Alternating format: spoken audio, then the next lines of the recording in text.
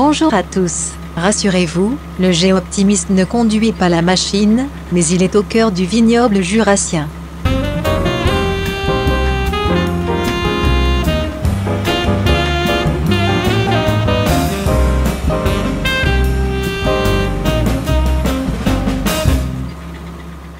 Eh oui Aurélie, je suis au milieu des vignes, ces journées de vendange. Je trouve que c'est un beau symbole pour la 100e émission de Jeux Tourisme en camping-car. Alors dans le passé, je vous ai fait faire la visite de l'usine Benimar, plus de 9000 vues pour cette émission. Et puis l'année dernière également, on était allé visiter Fleurette. Et finalement, il y a un constructeur dont je ne vous ai jamais parlé, c'est Adria. Et pourtant, je roule en Adria depuis maintenant plus de 2 ans. Alors, je vous propose aujourd'hui de découvrir l'importateur d'Adria en France, c'est le groupe Socanor. Socanor, c'est une histoire familiale. C'est une histoire qui commence finalement à être assez ancienne, puisqu'on a dû fêter les 70 ans de Socanor l'année dernière. Alors, on ne les a pas vraiment fêtés, parce qu'on a été pris par le travail, mais c'est une entreprise qui a été créée par M. Maurice Ponce, qui est mon grand-père, en 1947. Et mon grand-père était un industriel, il n'était pas particulièrement un commerçant, c'était surtout un industriel, dont le cœur de métier était le caoutchouc. Ça commence avec ça. Ça commence avec des semelles, donc des semelles en caoutchouc. C'est pour les chevaux? Non, c'est pour des sabots. C'est pour des sabots, puisqu'en fait il y avait à l'époque à Neufmarché, non loin d'ici, une scierie, et les excédents de vapeur servaient, eux, à cuire le caoutchouc. Mon grand-père s'est un peu diversifié, étant passionné d'automobile, sur des accessoires automobiles, toujours à base de caoutchouc.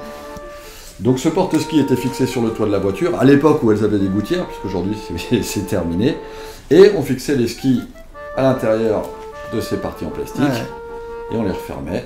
Mais disons, c'est un accessoire qui a fait fonctionner la société Socanor pendant très longtemps. Il y a eu une seconde, on va dire un second équipement qui a joué de manière importante. Ce sont des chaînes à neige. Alors celles-ci sont en métal, mais ce qu'on a appelé des chaînes à neige Canada. Alors s'il fallait aujourd'hui que j'installe cette paire sur une voiture, je pense que je serais bien ennuyé. Mais en tout cas, voilà, ça a été une partie importante de l'activité, la chaîne à neige. Donc les gens, on se rend compte que finalement, l'activité très vite est devenue saisonnière.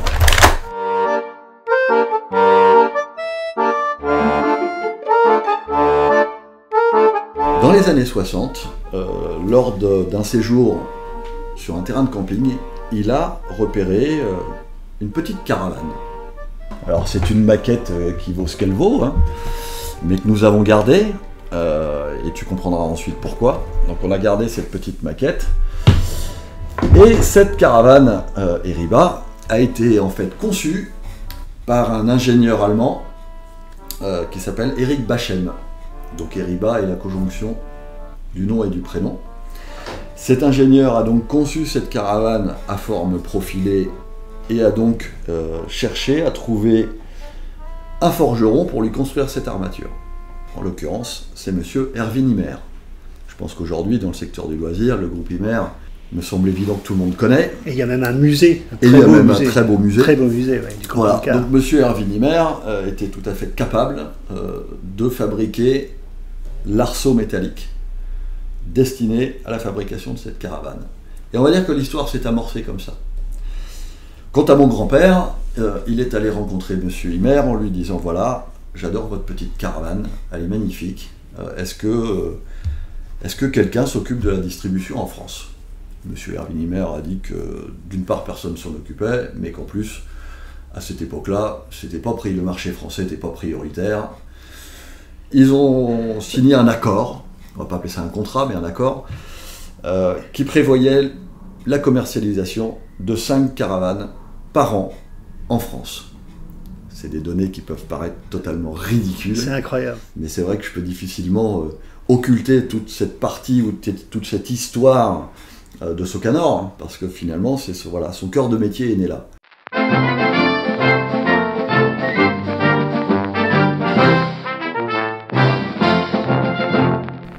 Donc mon papa a pris le relais jusqu'en 97, où le groupe Imer, pour des raisons qui les regardent, a souhaité reprendre à son compte la distribution des caravanes Eriba. La société Socanor, à ce moment-là, s'est trouvée, on va dire, en difficulté, parce que plus de fournisseurs, plus de produits à distribuer. Mais la chance a fait que, et mon grand-père m'a toujours dit que la famille Ponce avait une petite étoile au-dessus de sa tête, que Adria, en l'occurrence, enfin la société Adria Mobile en Slovénie, cherchait un nouveau partenaire pour la France.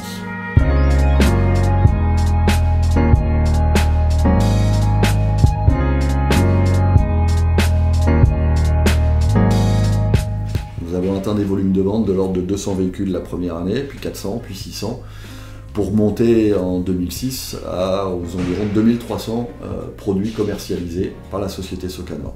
Voilà. Donc ça a été une progression fulgurante. Et une capacité pour l'usine de suivre cette croissance.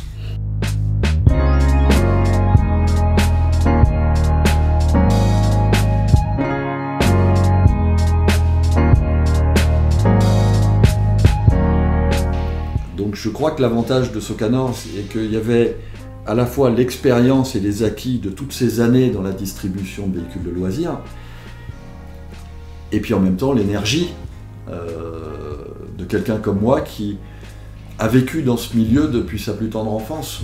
Donc j'avais l'envie, j'avais l'énergie, je passais mon temps dans le bureau de mon père, j'écoutais ce qu'il disait dès l'âge de 10 ans, donc j'étais déjà très imprégné.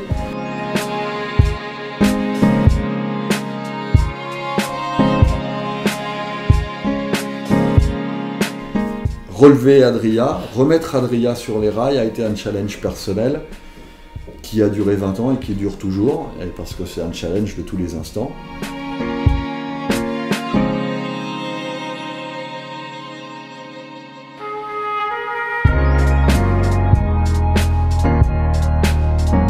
Je peux assez facilement comparer le binôme entre mon papa et moi, et aujourd'hui le binôme entre Antoine et moi, puisque c'est un binôme qui va toujours de l'avant, qui s'appuie l'un sur l'autre, et qui est essentiel au bon fonctionnement du système et à sa réussite.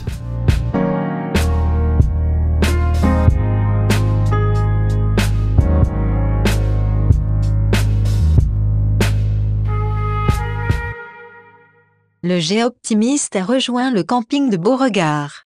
Comme l'année dernière, on se retrouve avec le club des amis du Géoptimiste pour le stage vidéo. Il y a une équipe qui est en train de tourner des images. Il y a une autre que vous voyez travailler, notamment sur les 13 groupes régionaux Facebook que nous avons lancés. Et puis, on se donne rendez-vous la semaine prochaine pour la seconde partie de la visite d'Adria. Et puis, pour de nouvelles aventures, la semaine prochaine.